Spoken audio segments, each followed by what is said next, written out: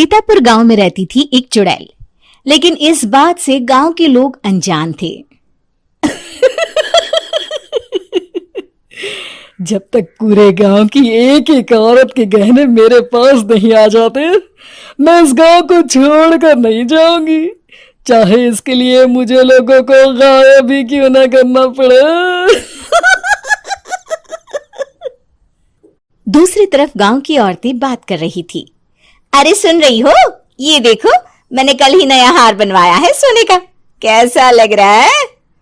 बहुत ही अच्छा है ना, पहले तुम पहनो, फिर शादी में अपनी होने वाली बहू को दे देना। और क्या, सोने चांदी का यही तो फायदा है, जितना पुराना उतना महंगा। लेकिन एक एक पैसा बचाकर ये लेना सच में बहुत मुश्किल हो रहा था मेरे लिए।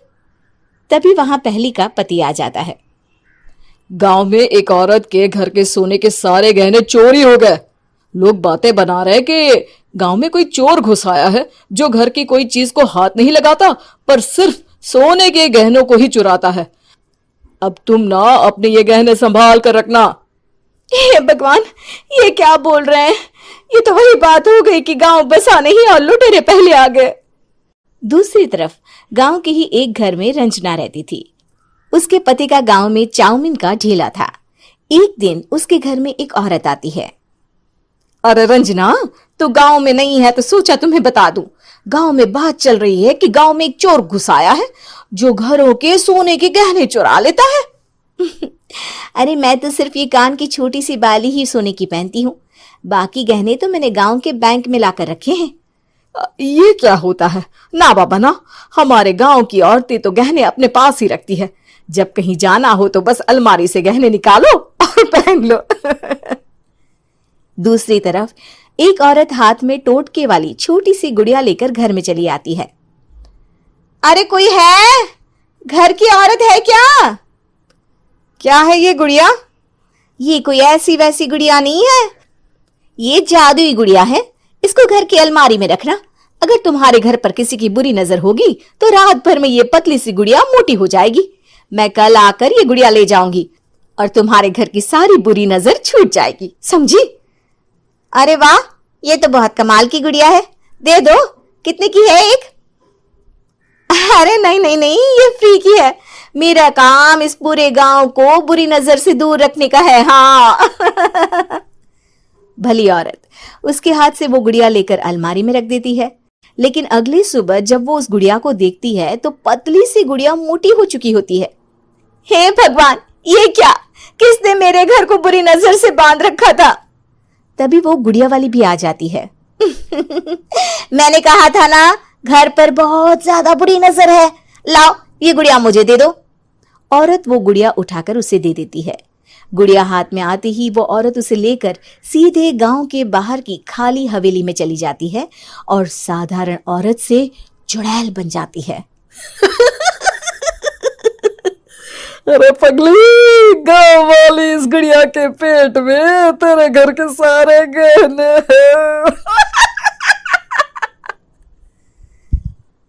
इतना बोलकर वो गुड़िया को फाड़ देती है और सारे गहने निकाल लेती है।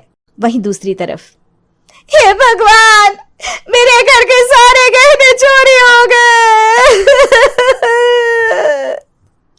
उस औरत के घर के आसपास लोगों का जमावड़ा हो जाता है और लोग बातें करने लगते हैं। लो जी, ये भी घर गया। पता नहीं कौन चोर है जो इतनी होशियारी से गहने चुरा लेता है। कुछ समझ में नहीं आ रहा कि कौन है।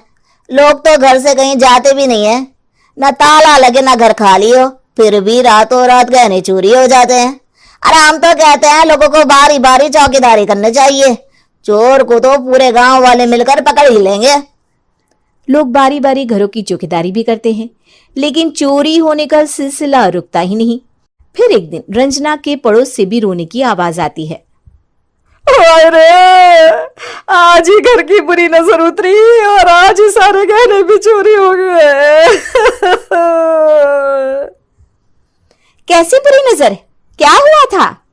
तभी वहां उस औरत का पति भी आ जाता है जिसके घर में गहनों की चोरी हुई थी।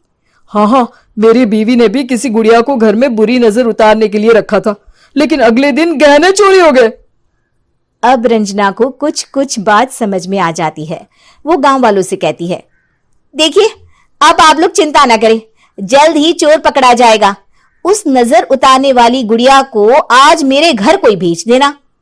फिर क्या था, चुड़ैल को लोग रंजना के घर भेजते हैं। पहली बार देखा है कोई खुद लुटने को तैयार बैठा है। तो तू है जिसे घर की बुरी नजर उतारनी है?